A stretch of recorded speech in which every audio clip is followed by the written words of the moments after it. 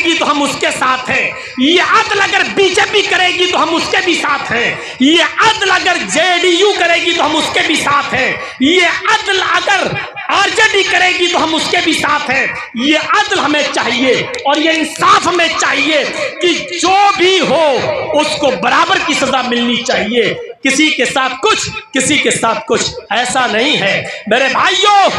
इसलिए मैं कहता हूं कि अगर उत्तर प्रदेश के अंदर एनआरसी और सीएए के खिलाफ एहतजाज करने वाले और उसमें सरकारी संपत्तियों का नुकसान पहुंचाने वाले लोगों के घरों पर अगर बुलडोजर चला है तो ट्रेन और उनकी पटरियों को तोड़ने वाले और किसान आंदोलन के मौके पर मेरे भाइयों जो सरकारी नुकसान हुआ था उनके घरों पर भी बुलडोजर चलना चाहिए। क्यों नहीं चलता है मेरे भाइयों? हमारे साथ अन्याय क्यों होता है, हमारे साथ बेइंसाफी क्यों होती है? हम यही तो कहते हैं हमारे साथ जो अदल करेगा हम उसके साथ हैं, और यही हम कहते हैं बिहार वालों अच्छा और बुरा तुम अच्छी तरीके से जानते हो, तुम्हारा अच्छा और बुरा किसमें है। कम नुकसानदेह चीज को आप बर्दाश्त कर लेना, बड़े नुकसान से अपने आप को बचा लेना, यही मेरी डिमांड है और यही मेरा ऐलान है मेरे भाइयों। हजरत अली रजी अल्लाह ताला अन्हु बैठे हैं, उनका गुलाम कंबर वहां बैठा हुआ है। हजरत अली के कान में एक शख्स आता है और कुछ बोलता है, देख रहे हैं आप? हजरत अली के कान में कुछ कहा उसने। हजरत अली ने कहा कि तुम इस बात को कबूल करते हो? उसने कहा जी। हजरत अली ने अपने गुलाम कंबर से कहा, बुखारी शरीफ की हदीस है, अपने गुलाम कंबर से कहा जाओ इसको कोड़े लगाओ, और बता दिया इतने कोड़े लगाओ। उनके गुलाम कंबर ने कोड़े लगाए, जिसको कोड़े मारे गए मजलूद, जिसको कोड़े पड़ते हैं उसको अरबी में कहा जाता है मजलूद। जिसको कोड़े लगाए गए वो मजलूद, वो कोड़े खाने वाला आदमी आता है और आकर हजरत अली के कान में कुछ कहता है। हजरत अली ने अपने गुलाम कंबर को बुलाया, इधर आओ, मैंने तुमसे इतने कोड़े मारने के लिए कहा है। इस मजलूद ने शिकायत की है कि 3 कोड़े तुमने उसको ज्यादा मार दिए हैं, 3 कोड़े तुमने उसको ज्यादा मार दिए। कंबर ने भी अपने जुर्म का एतराफ किया, गिनती भूल गया, भूल चूक हो गई, और मुझे भी इस बात का एहसास हो रहा है कि शायद 3 कोड़े इसको ज्यादा लग गए हैं। हजरत अली ने उस मजलूद से कहा जिसको 3 कोड़े ज्यादा लग गए थे, अब उससे कहा अपने हाथ में कोड़ा लो, और इस कंबर से अपने गुलाम से कहा तुम खड़े हो जाओ, और कहा कि जो 3 कोड़े इसने तुम्हें ज्यादा मारे तुम भी इससे अपना बदला ले लो, तुम भी इससे अपना इंतकाम ले लो। उस मजलूद ने 3 कोड़े हजरत अली के गुलाम को मारे। पूरे मजमे में भरी अदालत ये मंजर देख रही थी। हजरत अली ने अपने गुलाम को भी 3 कोड़े पड़वाए, जबकि कोड़े खाने वाला आदमी मुसलमान नहीं था, वो गैर मुस्लिम था। उसने अपने जुर्म को कबूल कर लिया था कि मैंने ऐसा किया। हजरत अली ने कहा जाओ इतने कोड़े मारो, उसने 3 कोड़े ज्यादा मार दिए। हजरत अली से उसने कहा मुझे 3 कोड़े ज्यादा पड़ गए। हजरत अली ने उससे पूछा कंबर से क्या ये सही है? कहा हाँ 3 कोड़े ज्यादा पड़ गए। तो अब 3 कोड़े खाने के लिए तुम भी तैयार हो जाओ, और उस गैर मुस्लिम मजलूद के हाथ में कोड़ा देकर अपने मुसलमान गुलाम कंबर को कोड़े पड़वाए। आओ ये आईना दिखाओ, ये देश का चौकीदार भी देखे, ये देश का गृह मंत्री भी देखे, ये देश के वीआईपी कल्चर के लोग भी देखे, और ये आईना लालू और तेजस्वी भी देखे, और ये आईना नीतीश कुमार जी भी देखें। हमें ऐसे इंसाफ की जरूरत है, ऐसा अदल जो भी हमारे साथ करेगा हम मुसलमानों के वोट का वो हकदार हो। हमें ऐसा इंसाफ चाहिए। हमें नहीं मालूम कि तुम कौन हो, हम ये चाहते हैं कि हमें सोतेला व्यवहार हमारे साथ न किया जाए, हमारे साथ गुस्ताखी न की जाए, हमें इस भारत का बराबर का नागरिक समझा जाए, हमें बराबर का हिस्सेदार भी समझा जाए, और जो हमारे साथ हक और इंसाफ की बात करेगा हम उसको अपना वोट देंगे। हमारा कोई दुश्मन नहीं है। दुश्मनी अगर अपने हाल और चाल से दिखाओगे तो हम इतने अंधे भी नहीं है कि हम उसको समझते नहीं हो। मेरे प्यारे साथियों, अल्लाह ताला ने हमें आंखें भी दी हैं और वोट कहां देना है उसके लिए हमें दिमाग भी दिया है, इसलिए हम आंखों से देखेंगे भी और दिमाग से हम काम भी लेंगे। इसलिए सुनते चलिए, हजरत अली ने अपने गुलाम कंबर को भी कोड़े में कोड़े। कभी कभी आपने देखा होगा भीड़ में पुलिस लाठी चार्ज कर देती है। काजी शुरह की अदालत है, एक मुकदमे की सुनवाई है, उसमें गैर मुस्लिमों की भीड़ लगी हुई है, मुसलमानों की भी भीड़ लगी हुई है। और काजी शुरह जानते हो कौन काजी हैं? काजी शुरह वो है जिन्होंने अपने बेटे तक को सजा दी थी, अपने बेटे के खिलाफ भी सजा सुनाई थी।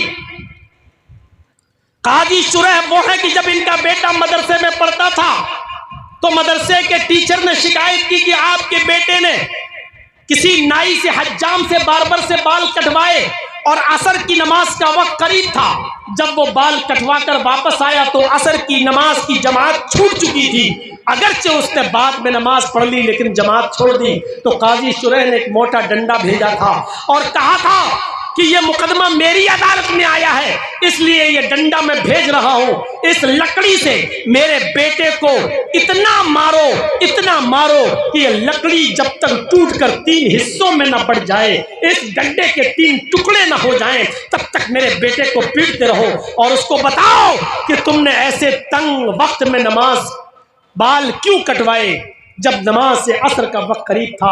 असर की नमाज पढ़ने के बाद भी जा सकते थे, तुम्हारी जमात क्यों छूटी? मेरे भाइयों, ये वो काजी शुरह हैं जिन्होंने अदल और इंसाफ अपने बेटे के साथ भी किया था।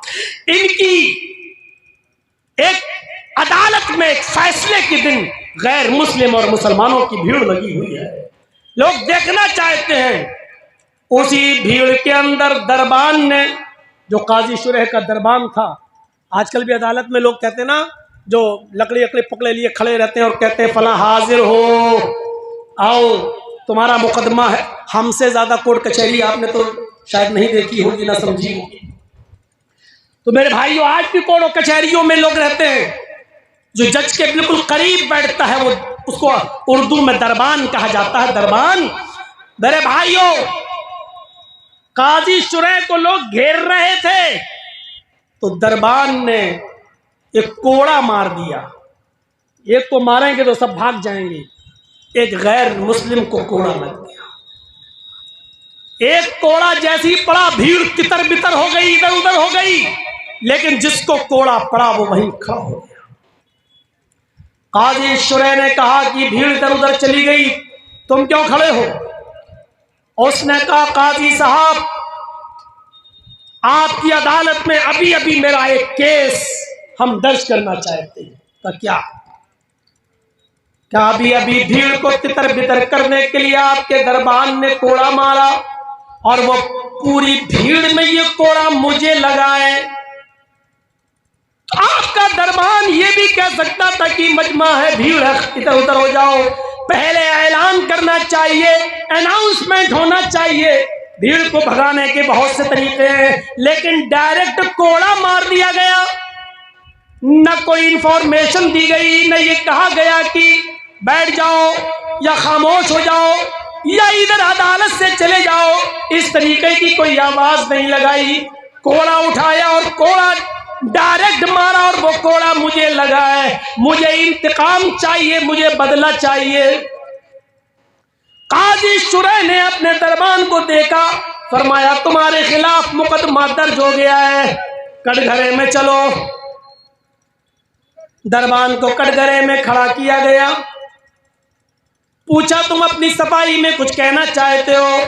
दरबान ने कहा, आपकी तरफ लोग बढ़ रहे थे, भीड़ को तितर बितर करने के लिए मैंने कोड़ा मारा, एक ही कोड़ा मारा जो इसको लग गया। कहा, क्या तुम इस कोड़े मारने का एतराफ करते हो? कहा, मैंने ये कोड़ा मारा है। कहा, अब तुम इधर आ जाओ। में अपने दरबान को खड़ा कर दिया और उस शिकायत करने वाले यहूदी के हाथ में कोड़ा दे दिया। कहा, इस दरबान ने तुम्हें जितनी जोर से कोड़ा मारा है, एक कोड़ा तुम भी इसको मारो। लिहाजा उस यहूदी ने कोड़ा उस दरबान को भी मारा और पूरे मजमे ने ये अदल देखा, ये इंसाफ देखा। तो जब एक यहूदी और काजी के दरबार में दरबान को मार रहा है, काजी के दरबार में दरबान को कोड़ा मार रहा है और काजी खुद ये फैसला सुना रहा है, ये अदल देखेंगे तो अमन क्यों नहीं होगा। ऐसी जगह पर अमन था, ऐसी जगह पर इंसाफ था, ऐसी जगह पर खूनरेजी नहीं थी। आज अदल नाम की कोई चीज नहीं रह गई है। अफसोस तो ये होता है कि आज सुप्रीम कोर्ट को मुदाखलत करना पड़ती है कि अगर मणिपुर के मामले पर आप नहीं बोलेंगे तो हम एक्शन लेंगे। गौर कीजिए मेरे भाइयों, जो काम हुकूमतों का था, जो काम गवर्नमेंट का था, जो काम सरकारों का था, आज वो काम सुप्रीम कोर्ट को करना पड़ रहा है और ये कहना पड़ रहा है कि ये काम अगर तुम नहीं करोगे तो हम करेंगे। ये तसव्वुर कीजिए मेरे भाइयों कि हम किस तरफ जा रहे हैं और कहां हम पहुंच गए। खुद चीफ मिनिस्टर कैसा होता है आपको मालूम है। हजरत उमर फारूक पेशाब कर रहे हैं, एक नाली के किनारे पर बैठकर पेशाब कर रहे हैं, पानी उनके हाथ में है, किसी ने देखा नहीं और एक आदमी आवाज लगाते हुए आ गया, अमीरुल मोमिनीन, अमीरुल मोमिनीन, अमीरुल मोमिनीन। उसको पता ही नहीं कि हजरत उमर पेशाब कर रहे हैं। अगर मुझे मालूम हो जाए कि एक आदमी पेशाब कर रहा है तो मैं चिल्लाऊंगा थोड़ी, मैं ये कहूंगा कि वो पेशाब करके डराओ, लेकिन उसको मालूम ही नहीं। वो निकला और कहता अमीरुल मोमिनीन, आईना अमीरुल मोमिनीन, अमीरुल मोमिनीन कहाँ है, अमीरुल मोमिनीन, अमीरुल मोमिनीन। हजरत उमर को बड़ा गुस्सा आया, कम वक्त में तो पेशाब कर रहा हूं, ये कौन चिल्ला रहा। आए, कौन चिल्ला रहा था, अमीरुल मोमिनीन। में गए और एक थप्पड़ दिया। क्या है, बस इतना ही था। वो अपनी शिकायत भूल गया। उसने कहा अमीरुल मोमिनीन, मुझे इस बात का इल्म नहीं था कि आप इस्तिंजा कर रहे हैं, आप पेशाब करने के लिए बैठे हुए हैं। अगर मुझे इस बात का इल्म होता तो मैं चीखता नहीं, चिल्लाता नहीं।